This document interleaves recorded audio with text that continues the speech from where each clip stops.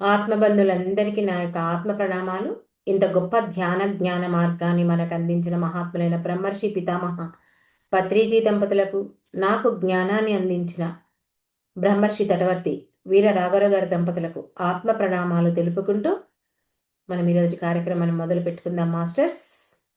ఈరోజు మనం తెలుసుకునే విషయం ఏంటంటే కాలము, మనస్సు, ఈ రెండింటి గురించి మనం ఈరోజు తెలుసుకుందాం. ఓకే, చూడండి, అన్నిటికంటే గొప్పది ఏంటిది? కాలం. అవునా? కోట్లు పెట్టినా మనం ఒక్క సెకండ్ కాలాన్ని కొనలేం.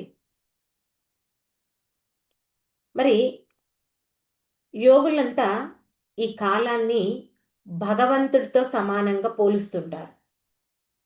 ఎవరు? యోగులు. ఒక్క నిమిషం కాలాన్ని కూడా వృధా చెయ్యకుండా ప్రతి నిమిషం వాళ్ళు సద్వినియోగం చేసుకుంటారు. ఎవరు? యోగులు.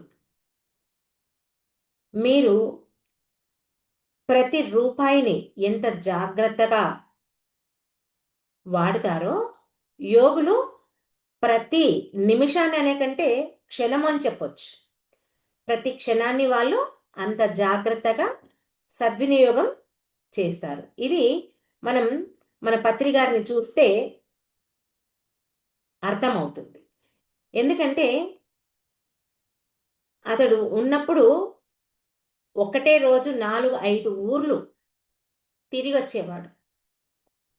అంటే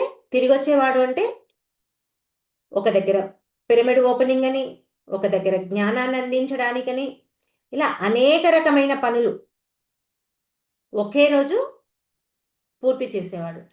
పొద్దున ఒక ప్లేస్, మధ్యాహ్నం, సాయంత్రం, రాత్రికి, అట్లా ఒక్కొక్క దగ్గర వెళ్ళేవాడు. పిరమిడ్ అంటే ఓపెనింగ్ అంటే ఒకటే పిరమిడ్ కదా, ఆ వరుసగా ఉండేది. అంత ఇదిగా ఆ యొక్క సమయాన్ని వృధా చేయకుండా వాడుకునేవాడు. మరి అలాంటి కాలాన్ని ఎంత విలువైందో మరి ఆ విలువైన సమయాన్ని మనం ఎలా ఉపయోగించుకోవాలో మనం ఇప్పుడు తెలుసుకుందాం. మరి కాలానికి 3 రకాల వ్యవస్థలు ఉన్నాయి. వాటినే ఏమంటాం మనము? భూతకాలము, భవిష్యత్తు కాలము, వర్తమాన కాలం. చూడండి, ప్రతి క్షణానికి, ప్రతి నిమిషానికి, ప్రతి నెలకి, ప్రతి సంవత్సరానికి ఈ భూత, భవిష్యత్తు, వర్తమానం ఉంటుంది. చూడండి, ఇప్పుడు ఈ క్షణం వర్తమానం, మళ్ళీ నెక్స్ట్ క్షణానికి, తర్వాత క్షణానికి ఏమవుతుంది? ఇది గతం అవుతుంది. ఈ క్షణం గతం అవుతుంది. మళ్ళీ ఇంకొక క్షణం, వచ్చే క్షణం భవిష్యత్తు. ఇప్పుడు మాట్లాడుతున్నది ఇప్పుడున్న క్షణమే వర్తమానం. అవునా? మరి యోగులు ఏమంటారంటే మన మనస్సు యొక్క గుణాల వల్ల కాలాన్ని ఉపయోగించుకోవడం జరుగుతుంది. ఏమంటున్నారు? మనసు యొక్క గుణాల వల్ల కాలాన్ని ఉపయోగించుకోవడం జరుగుతుంది. అసలు మనసు అంటే ఏమిటి? మనం ఒక ప్రశ్న వేసుకుంటే, కోరికలు, ఆలోచనలు, సంకల్పాల సముదాయమే మనస్సు. కోరికలు, ఆలోచనల, సంకల్పాల సముదాయమే మనస్సు. చూడండి, ఏదైనా ఒక వస్తువును చూసామంటే వెంటనే ఆ మనసు అది బాగుంది, నాకుంటే బాగుండును అని అక్కడ ఆ మనసులో అనుకుంటాం మనం. అంటే అది ఎక్కడ నీకు లోపల మనసుగా ఏర్పడుతుంది. అవునా? అంటే ఒక కోరికలాగా ఏర్పడుతుంది కదా. మరి అట్లాగే నిన్ను ఎవరైనా ఏదైనా ఒక మాట అన్నప్పుడు ఏమనుకుంటాం? చూడండి, నన్ను ఎలా అన్నారు అని పదే పదే దాని గురించే ఆలోచిస్తూ ఉంటాం. అక్కడ కూడా మనకు మనసు అనేది ఏర్పడుతుంది. అయితే ఇక్కడ కాలానికి 3 రకాల అవస్థలు ఎలా ఉన్నాయో మన మనసుకు కూడా 3 రకాల గుణాలు ఉన్నాయి. ఏంటి అవి? తమోగుణము, రజోగుణము, సాత్విక గుణం. 3 రకాల గుణాలు ఉన్నాయి. మరి ఈ 3 గుణాల్లో ఉన్నవారు ఈ కాలాన్ని ఎలా ఉంటారో మనం తెలుసుకుందాం. 3 గుణాలని చెప్పుకున్నాం కదా. మరి 3 గుణాలు ఉన్నవాళ్ళు, సాత్విక గుణంలో ఉన్నవారు కాలాన్ని ఎలా ఉపయోగించుకున్నారో మొదట మనం తెలుసుకుందాం. ఈ సాత్విక గుణంలో ఉన్నవారు కాలాన్ని పూర్తిగా సద్వినియోగం చేసుకుంటారు. ఎందుకంటే వాళ్ళకు కాలం యొక్క విలువ బాగా తెలుసు. ఎందుకంటే వాళ్ళకు పుట్టుక తెలుసు, మరణము తెలుసు. ఎవరికి? సాత్విక గుణంలో ఉన్న వాళ్ళకి. అందుచేత చనిపోయేలోగా నేనేమి సాధించాలి అనేది వాళ్ళు అది తెలుసుకొని సాధించాలనుకుంటారు. తెలుసుకుంటారు, సాధించాలని అనుకుంటారు కూడా. అందుకే అన్నిటికంటే విలువైనది కాలమని యోగులకు తెలుసు. ఈ జరిగిపోయిన కాలాన్ని వర్తమాన కాలంలోకి మనం ఎట్టి పరిస్థితిలో తీసుకురాలేము. ఉందా ఎవరికైనా ఆ శక్తి?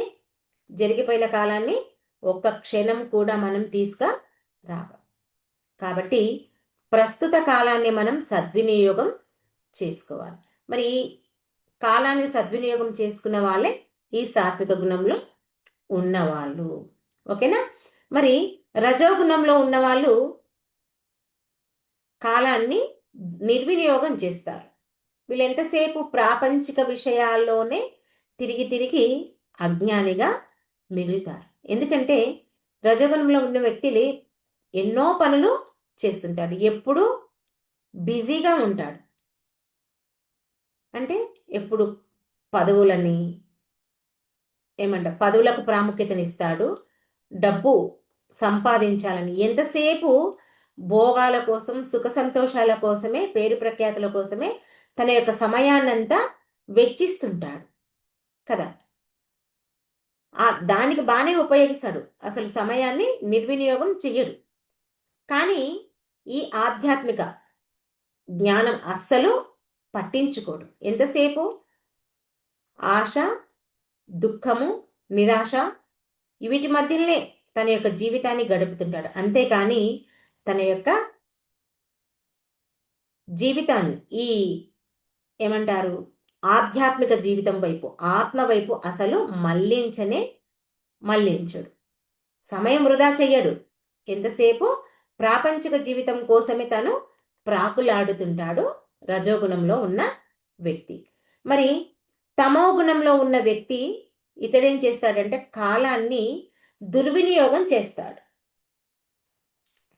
అంటే ఇక్కడ ఇతను తమో గుణంలో ఉన్న వ్యక్తి ఏ పని చేయడు. ఈ శరీర కోరికలు ఉంటే తీర్చుకోవడం, అంటే కోరిక కలిగినప్పుడు సుఖాన్ని అనుభవిస్తాడు, ఇంకంతే. ఇంకా తర్వాత ఏ పని చేయడు, చేయడానికి ఇంకా బద్ధకంగానే ఉంటాడు, సోమరి, అలసత్వంగా ఉంటాడు. ఇక్కడ తామసికుడు చేయకూడని పనులు చేస్తూ తన యొక్క కాలాన్ని పూర్తిగా దుర్వినియోగం చేస్తాడని మనం ఇక్కడ చెప్పుకోవచ్చు. అవునా?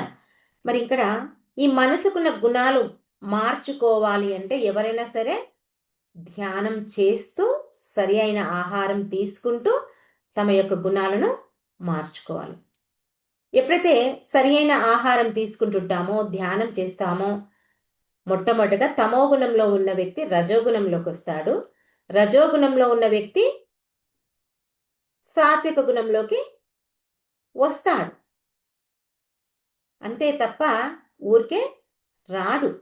ఈ సాధన ఉపయోగించుకునే దాన్ని బట్టే వాళ్ళ యొక్క గుణం మారుతుంది. చూడండి, ఇప్పుడు ఉదాహరణకు వర్షం పడుతుంది. వర్షం పడినప్పుడు ఆ వర్షపు చుక్కలు అంతటా పడతాయి కదా. వర్షం అన్న తర్వాత బురదలో పడినటువంటి, అంటే మట్టిలో పడినటువంటి ఆ వర్షపు చుక్క బురదగా మారిపోతుంది. అదే వర్షం చుక్క ఒక వేడి పెంక మీద కానీ, బాండిలో కానీ పడితే ఆవిరైపోతుంది. అవునా?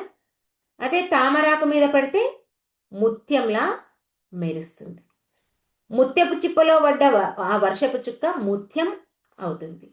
ఇలా ఉన్నది ఒక్కటే, ఆ వర్షపు చుక్క ఒకటే, కానీ ఆ ప్రదేశాన్ని బట్టి దాని యొక్క విలువ మారుతుంది. ఆ వర్షపు చుక్క విలువ మారుతుంది. అలాగే మనం చేసిన ఈ ధ్యాన సాధన కానీ, మనం పొందిన జ్ఞానం కానీ, దాన్ని బట్టే మన యొక్క విలువ పెరుగుతుంది. ఊరికేనే పెరగదు మన విలువ. ఏం బట్టి పెరుగుతుంది? మనం చేసే సాధన, మనం పొందే జ్ఞానం బట్టి. చూడండి, రాముడు రావణాసురుడు ఇద్దరు ఉన్నారు, ఇద్దరు ధ్యానం చేశారు. అవునా? మరి రాముడేమో ధ్యానం చేసి దైవంగా మారాడు. అదే రావణాసురుడు ధ్యానం చేశాడు, రాక్షసుడిగా మిగిలాడు. అవునా?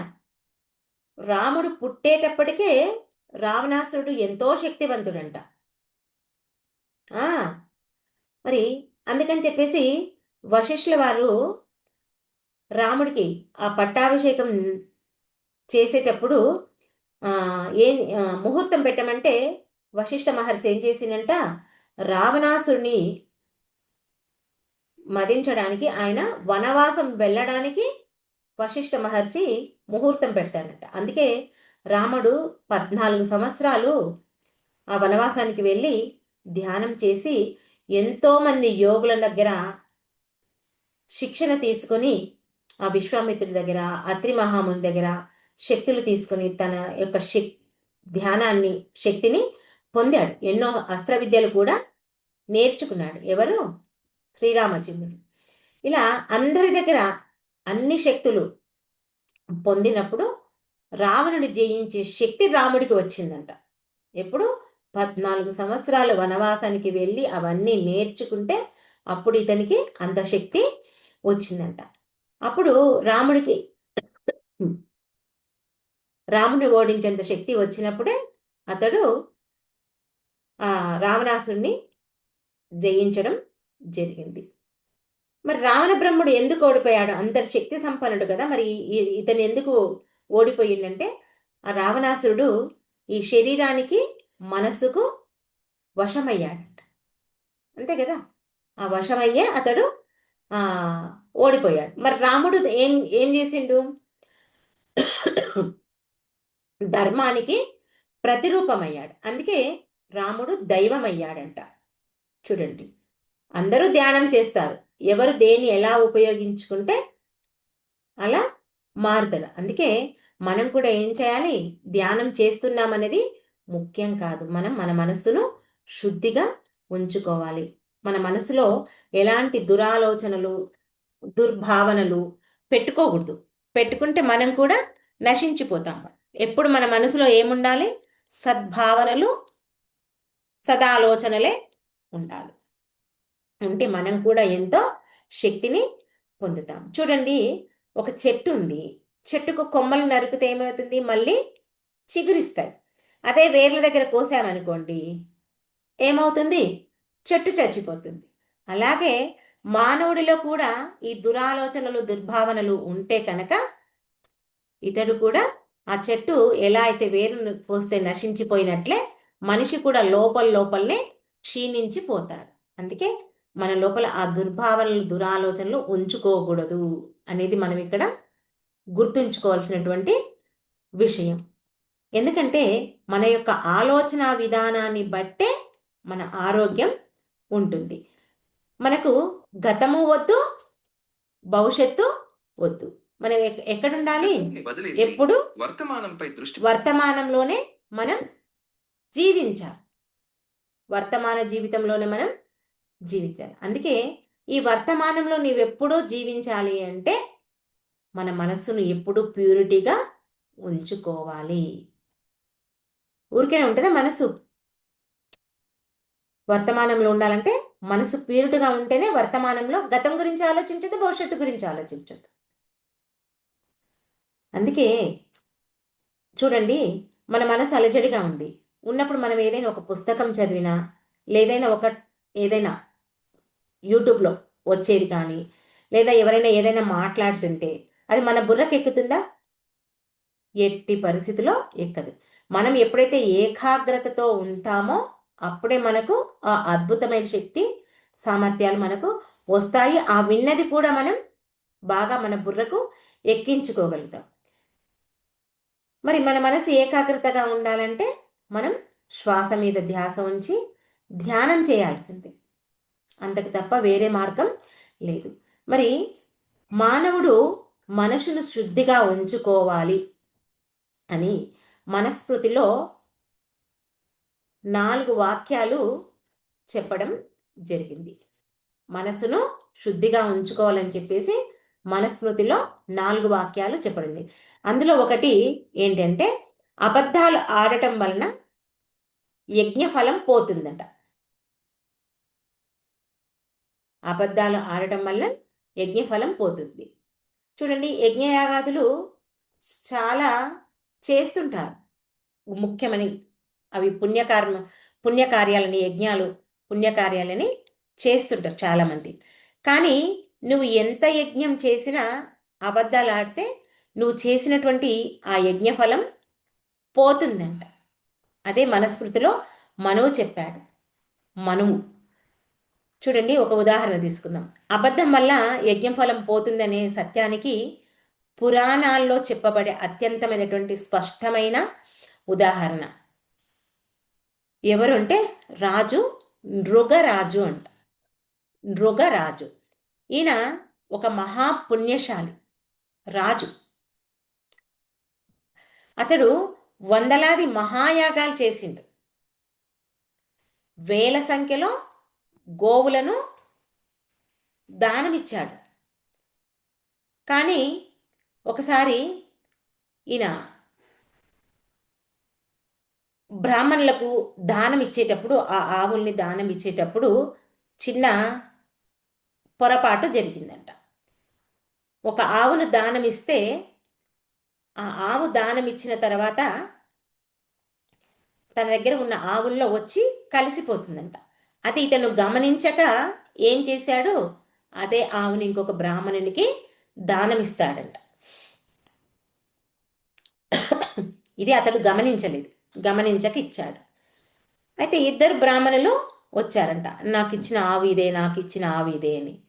అప్పుడు ఏం చేశాడంటే ఈ నృగరాజు తను చేసిన పొరపాటును గుర్తించక, ఇది నీ ఆవు అని ఒకరికి చెప్తాడంట, ఆ ఆవు నీదే అని ఒకరికి చెప్తాడంట. ఇద్దరిని ఒకటే, ఆ ఆవు నీదే, ఈ ఆవు నీదే చెప్పకనే చెప్పాడు అసత్యం. ఒకే ఆవును ఆ ఆవు నీది అని చెప్పాడంట ఒక ఆయనకు, ఈ ఆవు నీదని చెప్పాడంటే. అక్కడ అర్థమవుతుందా, రెండు కొంచెమే డిఫరెన్స్. చెప్పకనే చెప్పాడు ఈ అబద్ధాన్ని. దానివల్ల ఏమైంది, అతడు చేసిన యజ్ఞాల ఫలితం అంతా మొత్తము కోల్పోయాడు. ఎవరు, ఈ నృగరాజు. కాబట్టి మనం ఎన్ని యజ్ఞాలు చేశామనేది ఇక్కడ ముఖ్యం కాదు, ఎంత అబద్ధం ఆడకుండా ఉండామన్నదే ఇక్కడ మనం బాగా గమనించవలసినటువంటి విషయం. మరి ఇతడు అలా ఆ యజ్ఞఫలం పోయిందే కాక తన యొక్క తపశక్తినంతా పోతాడు. పోయి ఏం చేశాడంటే ఒక బల్లి రూపంలో జన్మ తీసుకోవాల్సి వస్తుందంట. ఆ యజ్ఞాలు చేసినందుకు, అబద్ధం మాట్లాడినందుకు బల్లి రూపంలో జన్మ తీసుకుంటాడు. ఎప్పుడైతే శ్రీకృష్ణ పరమాత్ముడు దర్శనం అవుతుందో అప్పుడు అతనికి శాప విమోచనం కలుగుతుందంట. అందుకే మనం అబద్ధము మాట్లాడవద్దు. యజ్ఞాలు చేయకున్నా పర్లేదు, అక్కడ వచ్చే పుణ్యం వస్తుంది, రాకుంటే రాదు. కానీ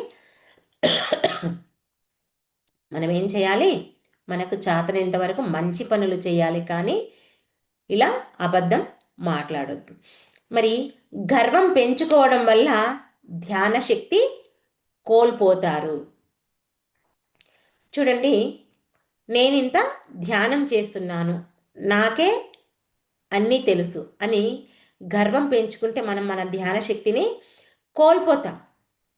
అందుకే ఉపనిషత్తులు కూడా ఏం చెప్తున్నాయి, అహంకారికి ఆత్మజ్ఞానం అబ్బదు అని చెప్తున్నాం. మనం దీనికి ఉదాహరణగా విశ్వామిత్రుల వారిని తీసుకోవచ్చు. అవునా, విశ్వామిత్రుడు ఏం చేశాడు, తపస్సు చేసి ఎంతో శక్తిని సంపాదించాడు. మరి ఇదంతా చూసిన ఇంద్రుడు ఇతడికి గర్వం పెరిగిందా, మరి తపశక్తి సంపన్నుడా కాదా అని ఏం చేసిండు, అతడు ఒకసారి రంభను పంపించాడు. ఒకసారి పంపించినప్పుడు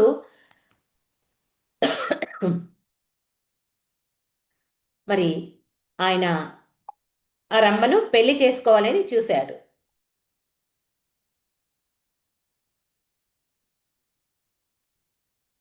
ఆమె అంత అందగత్తె కదా, ఆమెను పెళ్లి చేసుకోవాలని చూస్తాడు. చూసినప్పుడు ఏమవుతుంది,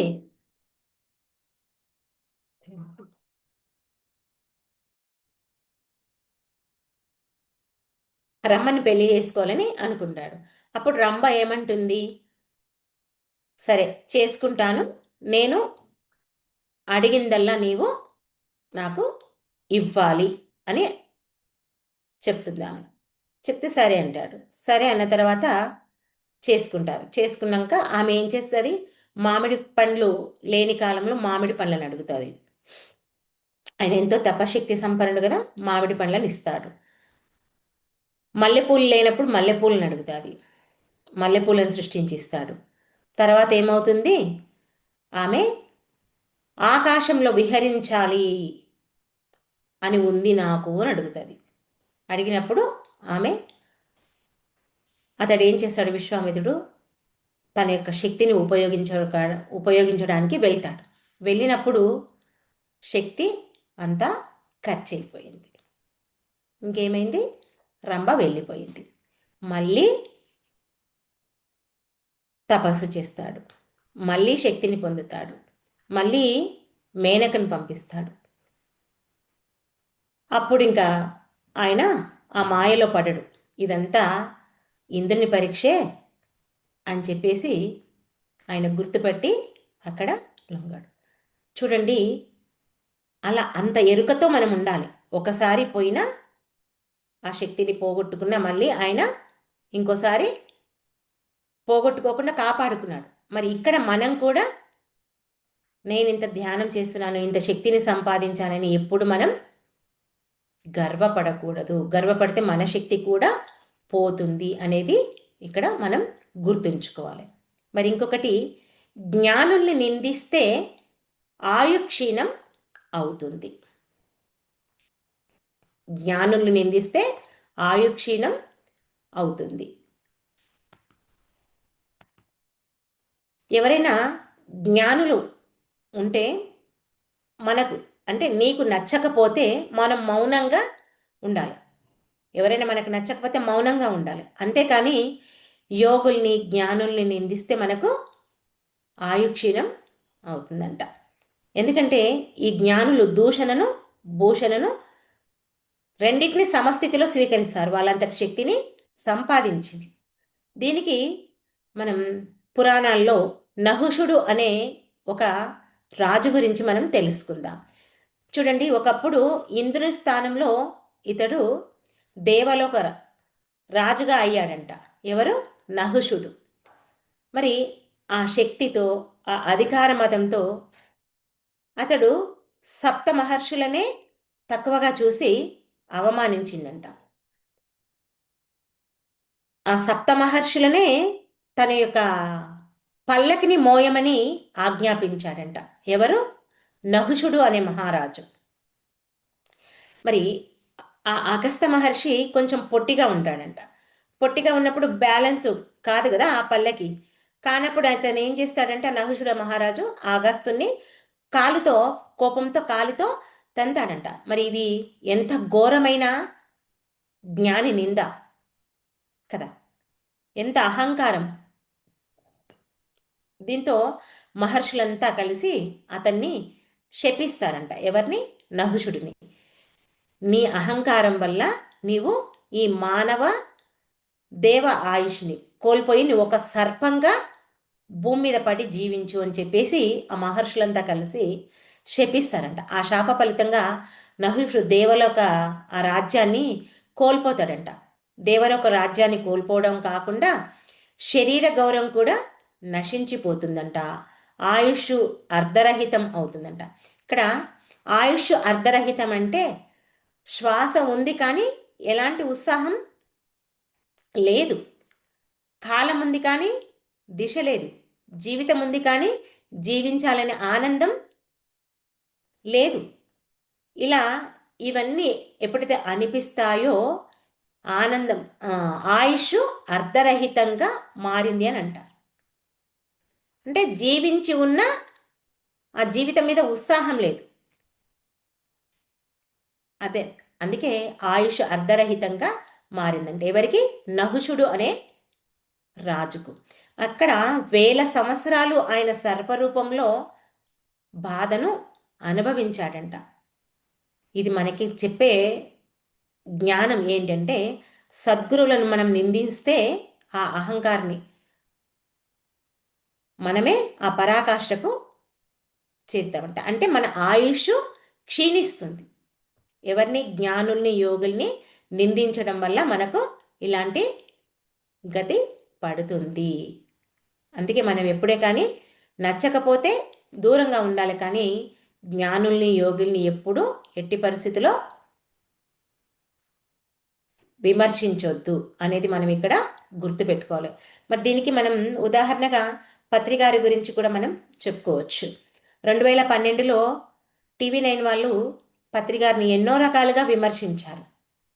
చివరికి వాళ్ళు వాళ్ళ ఛానల్నే మూసుకోవాల్సి వచ్చింది. ఎప్పుడే కానీ ఒక లోక కళ్యాణార్థమైనటువంటి పనులు చేసేటప్పుడు ఆ యోగులను మనం నిందిస్తే మనం ఇట్లాంటివి ఎదుర్కోవాల్సి వస్తుంది అనేది మనం ఇక్కడ అర్థం చేసుకోవాలి.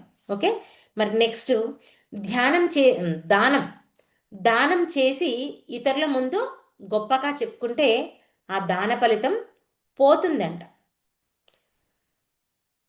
అంటే దానం చేయడం వల్ల మనం ఇతరులకు చెప్పుకోవద్దు.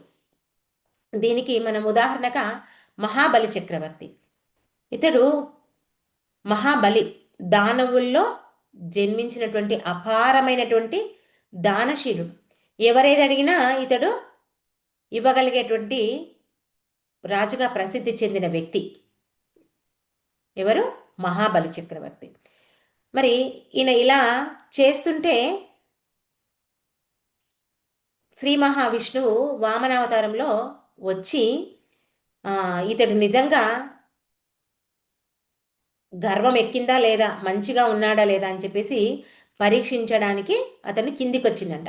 ఇతడు ఏమి మహావిష్ణువు వామనావతారంలో వచ్చినప్పుడు 3 అడుగుల భూమిని ఇస్తా అని చెప్పేసి ధైర్యంగా ఇతనికే చెప్పాడంట. సరే అని చెప్పేసి ఆ వామనావతారంలోనంటూ మహావిష్ణువు ఒప్పుకుంటాడంట. సరే అని చెప్పేసి 1 అడుగు పెడితే భూమండలం అంతా వ్యాపించిపోయిందంట. ఇంకొక అడుగు పెడితే ఆకాశం అంతా వ్యాపించిందంట. మరి ఇంకొక అడుగు ఏడ పెట్టాలి అని చూస్తే తన యొక్క తలపై పెట్టమని చెప్పాడంట. తల మీద పెడితే ఇంకెక్కడుంటాడు? బలి చక్రవర్తి భూమిలోకి పాతుకుపోతాడంట. అంటే ఇక్కడ దానం చెయ్యాలి, కానీ నేను చేస్తున్నానని ఎప్పుడు మనం గర్వపడకూడదు అనేది మనం ఇక్కడ బాగా గుర్తుంచుకోవాల్సినటువంటి విషయం. మన పెద్దలు కూడా చెప్తుంటారు, కుడి చేతితో చేసిన దానం ఎడమ చేయి కూడా తెలియకూడదు, గుప్త దానం చేయాలి అని మనకు మన పెద్దలు కూడా చెప్తుంటారు. చూడండి, దానం చేసేది మనం 10 మందికి తెలియాలి అని అనుకోకూడదు. ఆ పరమాత్మనికి ఒక్కడికి తెలుస్తుంది. నువ్వు పరమాత్మకు చెప్పాల్సిన అవసరం కూడా లేదు.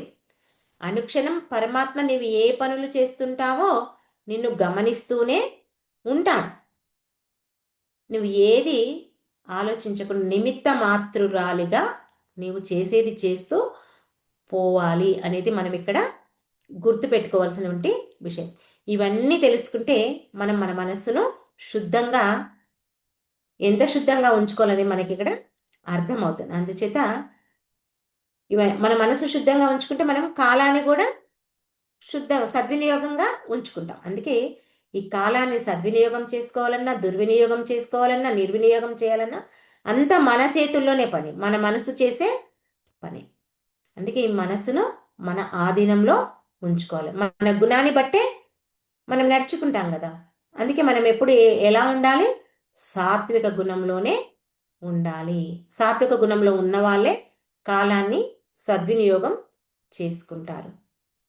రాజసికంలో ఉన్న వాళ్ళు నిర్వినియోగం చేస్తారు, తామసంలో ఉన్న వాళ్ళు దుర్వినియోగం చేస్తారు. కాబట్టి మనమంతా సాత్విక గుణంలో ఉండాలి. సాత్వికంగానే మన యొక్క సమయాన్ని వినియోగించుకోవాలి అనేది ఇక్కడ ఈ కాలము మనస్సు యొక్క అంతరార్థం. ఓకే మాస్టర్స్, ఈ అవకాశం నాకు ఇచ్చినందుకు మీ అందరికీ నా యొక్క కృతజ్ఞతలు. Thank you. ఓకే, అందరం కాసేపు ధ్యానంలో కూర్చుందాం.